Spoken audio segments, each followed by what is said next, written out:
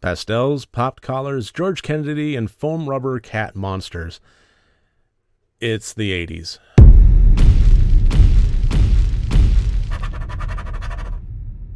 Hello, everybody, and welcome to RotD Review of the Day. And today I am taking a look at the 1988 direct-to-video classic, Uninvited. This was a perfect representation of the direct-to-VHS market that started happening in the 80s.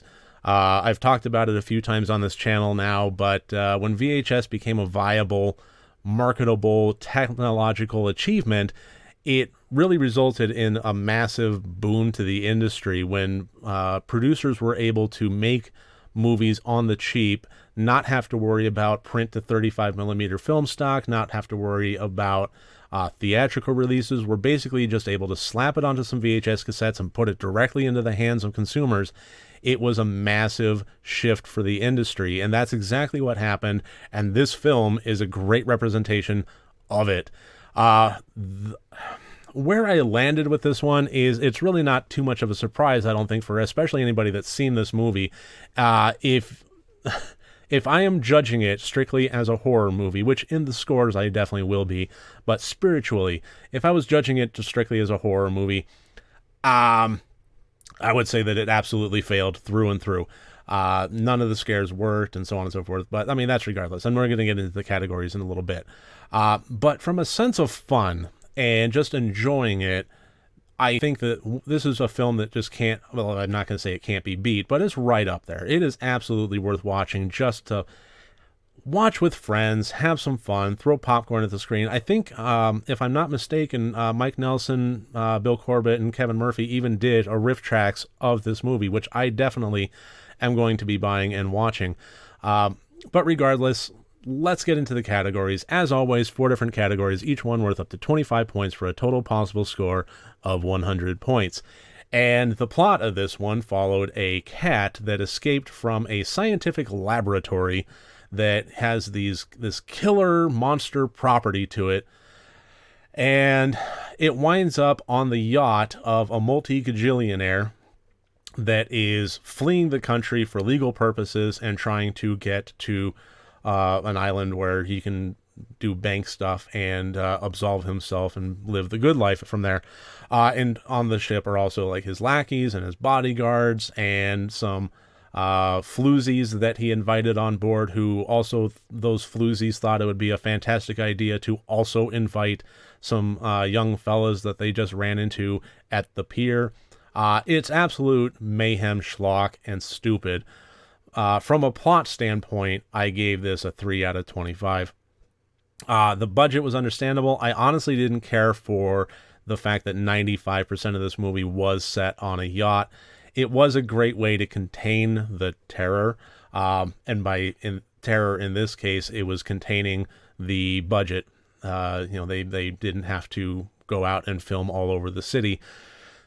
Regardless, I didn't really care for that. If you were to put a gun to my head, I really couldn't come up with specific reasons why, other than I think that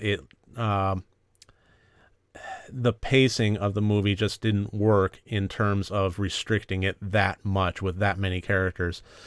And as far as those characters go, they were one-dimensional at best. There was really nothing terribly redeeming about them from a plot standpoint. And the storyline itself was fairly non-existent. The whole reason for them to be on the yacht in the first place was laughable.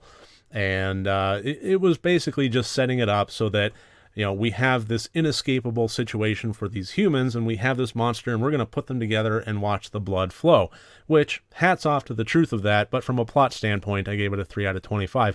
And speaking of hats off to the truth of that, the intent, I gave a 20 out of 25. This was absolutely trying to be a B-movie schlock fest with rubber cat, a real cat, but once it turned monster, which was basically just opening its mouth until this demon whatever came out and slaughtered people.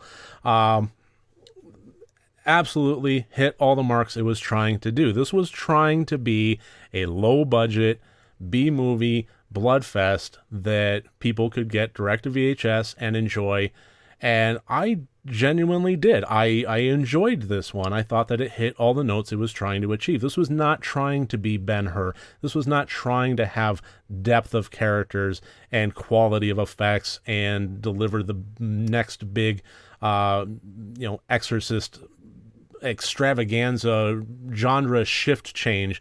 This was just being what it was, and it did it very well. So 20 out of 25 for The Intent. This movie is one of the best reasons I can think of why I made the Intent category when I was trying to figure out how to, on a technical level, judge horror movies.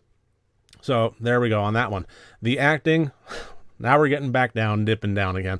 I gave it a 4 out of 25. George Kennedy was probably one of the better parts of this movie, but nobody was really, I would say, good. Everybody was pretty terrible, actually. There's really not a whole lot more to say. This was a direct-to-VHS B movie, and I'm pretty sure that as long as everybody at least managed to stumble through their lines, fine, cut, print, on to the next scene, and that's pretty much how it went. So 4 out of 25 for the acting. And the technical, I gave a 6 out of 25. Some of the kills, I am actually going to say were pretty... Okay. The vocabulary word that most comes to mind with this, they weren't great. They were sort of fun, sort of... the best word I can really think of, as simple as it is, were some of the kills were actually pretty neat. That's how I felt about them. They were like, I was watching it. If I could think of one word while watching, some of the mayhem happen on the screen, I was just thinking, well, neat. So take that for what you will. The design of the cat was laughably bad. The foam rubber puppet thing that came out of its mouth was just terrible. Let's be honest, in the best way possible, but still from a technical standpoint, judging it and against other horror movies in the technical category, it doesn't really hold up. The directing and the editing and so forth, to judge it fairly, I would say that it was pretty lacking. It really dragged in places. This was a movie that from an editing standpoint, it could not find or maintain a tempo to dance to. And that caused many scenes to drag on way longer than they should have. And it got to me like poking the screen, do something! But once it did, it was genuinely fun.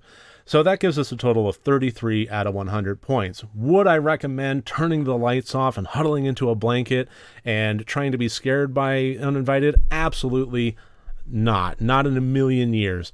Would I recommend sitting around with your couches full of friends and just enjoying the hilarity and the schlock that happens on the screen? Absolutely, any day of the week. This is absolutely worth it.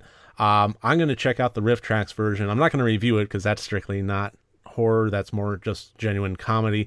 But regardless, I don't think I've seen a stinker of the Riff Tracks, so I would recommend checking that out as well. So that should about do it for Uninvited. I thank you for joining me today. I look forward to seeing you tomorrow. If you like these videos, I encourage you to click subscribe. And remember, next time you want to watch a horror movie, first make sure that it's good and rotted.